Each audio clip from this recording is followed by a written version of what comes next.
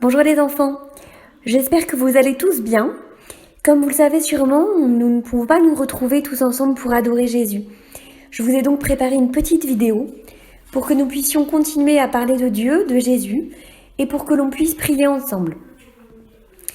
La dernière fois, nous avions parlé de l'ostensoir, ce bel objet en forme de soleil, ce très bel objet, qui reçoit en son centre Jésus hostie.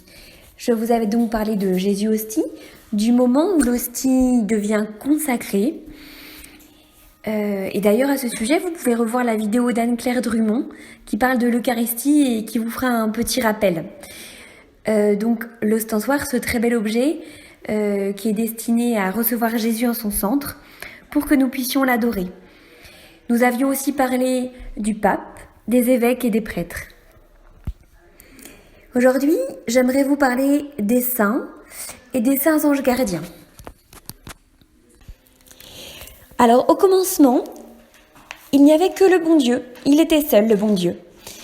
Mais comme il est très bon et qu'il ne voulait pas garder son bonheur pour lui tout seul, il a décidé de créer des hommes et des anges. Des anges, il y en a mis des millions et des millions dans le ciel.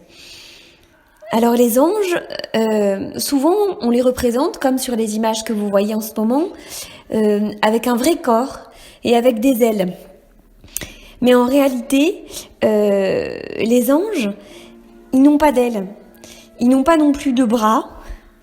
En fait, on les représente comme ça pour que vous puissiez vous les imaginer, pour que l'on puisse les imaginer, pour qu'on puisse les voir sur les images, dans les livres. Mais en réalité, ils n'ont pas de corps, ils n'ont pas d'ailes et on ne peut pas les toucher, ce sont des esprits.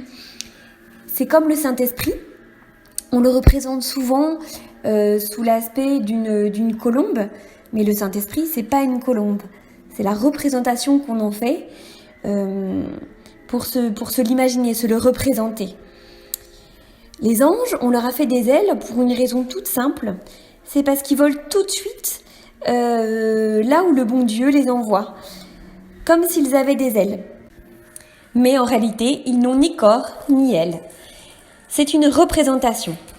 Et donc, le bon Dieu, il en a mis plein dans le ciel. Énormément. Et quand Dieu a créé les anges, ils étaient très bons. Mais par malheur, certains n'ont plus voulu obéir au bon Dieu.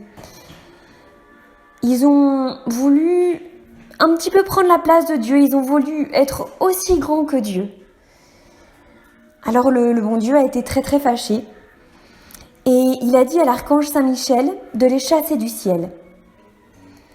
Les mauvais anges, en n'écoutant pas ce que Dieu leur disait, ils n'ont plus été dans la lumière, ils sont tombés dans l'enfer.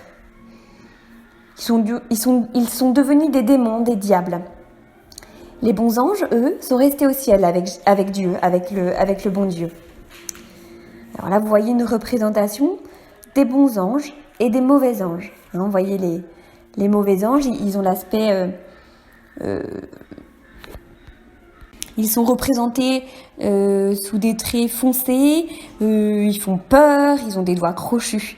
Alors que les bons anges, on les représente toujours avec un visage doux, avec leurs belles ailes.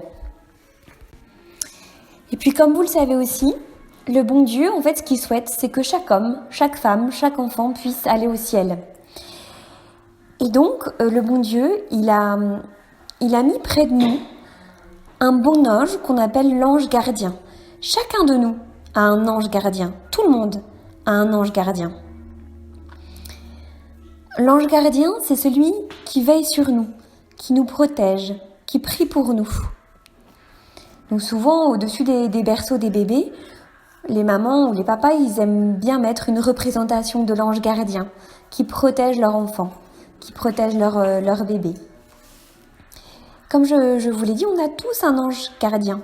L'ange gardien, il nous aide à être bons, à avoir des bonnes idées, à être bien sages, à faire ce que Dieu nous demande, à être appliqué, à être sage, à pas faire de bêtises.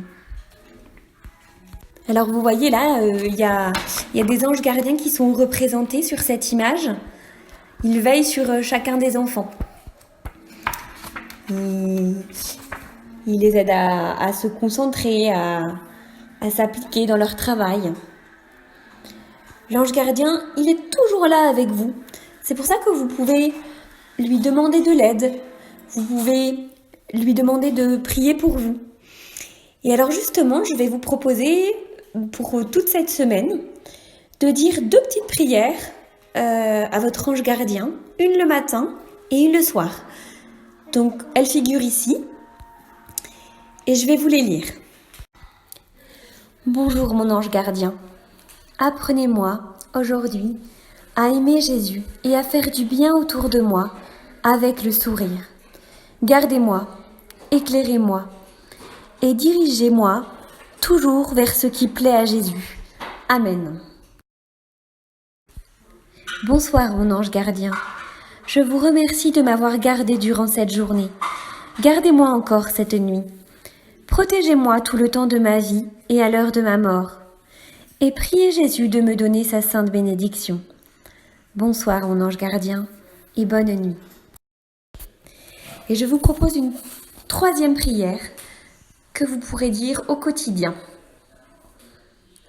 Veillez sur moi quand je m'éveille, bon ange, puisque Dieu l'a dit. Et chaque nuit quand je sommeille, penchez-vous sur mon petit lit.